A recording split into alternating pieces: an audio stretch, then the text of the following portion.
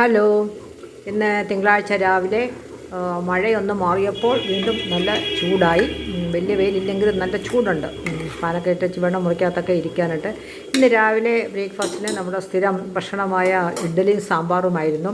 അവിയലിന് കുറേ കഷ്ണങ്ങളൊക്കെ ഞാൻ വലുതാക്കി മുറിച്ച് വെച്ചിട്ടുണ്ട്. അത് വീണ്ടും രാവിലെ ചെറുതാക്കി സാമ്പാർ തന്നെ ഉണ്ടാക്കി. ഇഡ്ഡലി ഉണ്ടല്ലോ, ഇഡ്ഡലിയുടെ ഒരു സാമ്പാറാകും. അതിനല്ല ഉച്ചയ്ക്ക് ചോറിനോട് ഒഴിക്കാനൊരു സാമ്പാറുണ്ട്.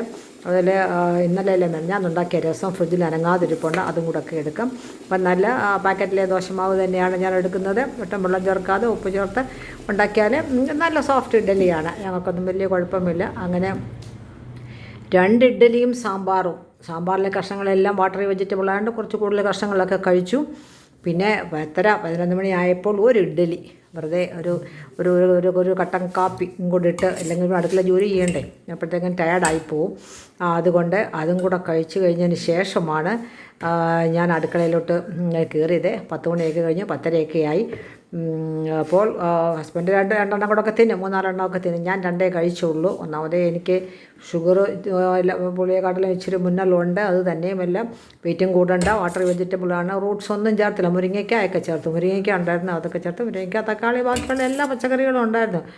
വെള്ളരി, പടവലം, വയലറ്റ്, വഴുതന എല്ലാം കുറച്ച് ചേർത്തു.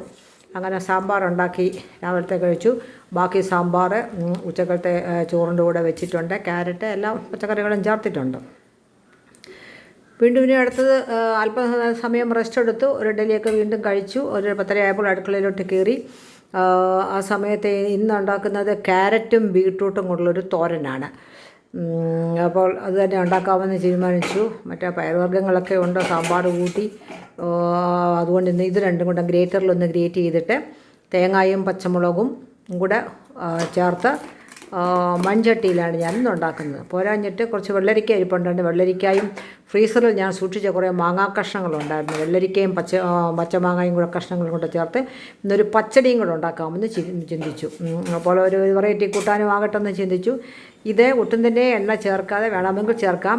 ഇതെല്ലാം കൂടെ മിക്സ് ചെയ്ത പൊടികളായിട്ട് അല്പം മഞ്ഞൾപ്പൊടി, ഒരു നുള്ളു മുളക് പൊടി, ഒരു നുള്ളു കുരുമുളക് പൊടി, ചിലരൊക്കെ പെരിഞ്ജീരകം ചേർക്കും. ബീറ്റ്റൂട്ട് ഉള്ളത് കൊണ്ട് ഞാൻ ഒന്നും ചേർത്തില്ല. പിന്നെ തേങ്ങ, പച്ചമുളക് ഇതെല്ലാം കൂടെ ചേർത്ത് ഒരു 1/2 കപ്പ് തേങ്ങ എല്ലാം കൂടെ മിക്സ് ചെയ്ത് ചട്ടിയിലാക്കിയിട്ട് ഒരല്പം വെള്ളം ചേർത്ത്, ഇത് ഞാൻ പച്ചക്കറിക്കായിട്ട് മാത്രം മാറ്റി വെച്ചിരിക്കുന്ന ചട്ടിയാണ്. ഇതിൻ്റെ പുറം ഗ്യാസിൽ വെച്ച് അതിൻ്റെ വെടിച്ച് കീറിപ്പോയി. പക്ഷേ ഒന്നും ചോർച്ചയൊന്നുമില്ല. എങ്കിൽ അത് തന്നെ വെച്ചിട്ട് തിള വരുമ്പോഴേക്കും അല്പമേ വെള്ളം ചേർക്കുക. തിള വരുമ്പോഴേക്കും തീ അങ്ങ് ലോ ഫ്ലെയറിൽ വെച്ചേച്ചാൽ മതി. അടച്ച് വെച്ച് കഴിഞ്ഞാൽ കുഴപ്പമില്ല. ഒരു 1/2 ഗ്ലാസ് വെള്ളം കൂടെ ചേർക്കണം. പച്ചക്കറി ഒന്ന് വേവണമല്ലോ. ചെറിയ തീയിലിട്ട് അടച്ച് വെച്ചിട്ട് വേണമെങ്കിൽ വെളിച്ചെണ്ണ ചേർക്കാം, കടുക് വറക്കാം, ഇതൊക്കെ ചെയ്യാം. ഞാനൊന്നും ചേർക്കുന്നില്ല.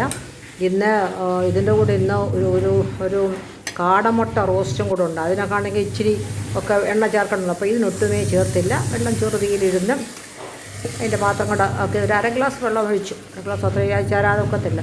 ഒന്ന് സൈഡിൽ കൂടെ തിള വരുമ്പോഴേക്കും ഓഫ് ചെയ്തിട്ടാൽ മതി. എല്ലാ പച്ചക്കറിയും ഇതുപോലെയാണ് ഞാൻ കൂടുതലും ഉണ്ടാക്കും. പിന്നെ വെള്ളരി, മാങ്ങ, അതിനോട് ഒരു പച്ചമുളക്, നല്ല വലിയൊരു പച്ചമുളക് എടുത്തത്, അതിനകത്ത് ഒരല്പം വെള്ളം ചേർത്ത് ഒന്ന് കടുകിട്ട് പൊട്ടിച്ചതിന് ശേഷം അതും വെന്ത് കഴിയുമ്പോൾ ഞാൻ ഇതിനകത്ത് മാഗിയുടെ കോക്കനട്ട് മിൽക്ക് പൗഡർ കുറച്ച് 1 ടേബിൾ സ്പൂൺ എടുത്ത് ഒരു 1/4 ഗ്ലാസ് നല്ല ചൂടുവെള്ളത്തിൽ മിക്സ് ചെയ്ത് ഇതിനകത്ത് ചേർത്തു. ഇതിനകത്തിന് തേങ്ങ അരയ്ക്ക് തേങ്ങയോ വേണ്ട, ഇതിന് മിൽക്ക് പൗഡറാണല്ലോ. പിന്നെ തൈരും ചേർക്കണ്ട. ഞാൻ മാങ്ങ ഉള്ളതുകൊണ്ട് നല്ല പുളിയുണ്ട്. ഇച്ചിരി കഴിയുമ്പോൾ ഇത് ജസ്റ്റ് ഇച്ചിരി അല്പം ലൂസായിട്ടിരിക്കുന്നതായിട്ട് തോന്നുമെങ്കിലും അത് കുറച്ച് കഴിയുമ്പോൾ കട്ടിയാവും. അപ്പോൾ അതും കൂടാണ് ഇന്ന് ഉച്ചക്കലത്തെ ഭക്ഷണം. പിന്നെ കാടമുട്ട റോസ്റ്റ് ചെയ്യാൻ ഒരു സവാള, ഒരു പച്ചമുളക് വഴറ്റി അതിലേക്ക് പൊടികളായിട്ട് ഇതിന് ഒരു നുള്ളു മുളക് പൊടി, മഞ്ഞൾപ്പൊടി, ഇച്ചിരി പെരിഞ്ജീരകം മുഴുവനായിട്ടുള്ളത് ചേർത്ത് ഒരു തക്കാളിയും ചേർത്ത് വഴറ്റിയിട്ട്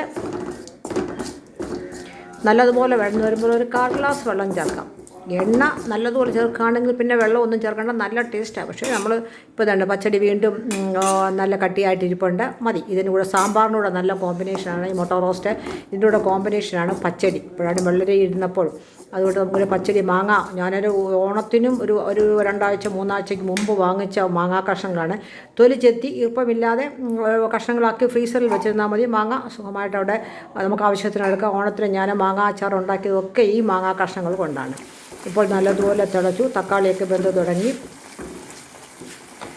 ഈ സമയത്ത് കാടമുട്ടയും കൂടെ അങ്ങ് 4-5 എണ്ണമുണ്ട്. ആദ്യമായിട്ടാണ് ഒരു 10 കാടമുട്ട വാങ്ങിച്ചത്. നേരത്തെ കാടമുട്ട 5 ഞാൻ റോസ്റ്റ് ചെയ്യുന്നു. ഞാൻ മാത്രമാണ് കഴിക്കും. ഞാൻ 2 ഉച്ചയ്ക്ക് കഴിക്കും, വൈകിട്ട് 2. ഹസ്ബൻഡ് ഇതൊന്നും വേണ്ട, ഒന്നും ഇഷ്ടമല്ല. ഒരു കോഴിമുട്ട കഴിക്കുന്ന ലാഭമേ ഉള്ളൂ. 2-3 കാടമുട്ട വലിയ അരുചിയൊന്നും. ആദ്യമായിട്ടാണ് ഞാൻ എപ്പോഴും പറയും, സൂപ്പർ മാർക്കറ്റിൽ പോയപ്പോൾ അവിടുത്തെ സെയിൽസ് ഗേൾ പറഞ്ഞതാണ്, ഞാൻ നേരത്തെ പറഞ്ഞിരുന്നു. അതുകൊണ്ട് ഗ്യാരണ്ടിയാണ്, ആൻറ്റി കൊണ്ടുപോകെ, കുഴപ്പമൊന്നുമില്ല. ഇപ്പോൾ മണി 12:45. അല്പസമയം ഭക്ഷണമെല്ലാം പാകം ചെയ്ത് വെച്ചു. ഒന്ന് തണുത്തതിന് ശേഷം വീണ്ടും എല്ലാം എടുത്തു.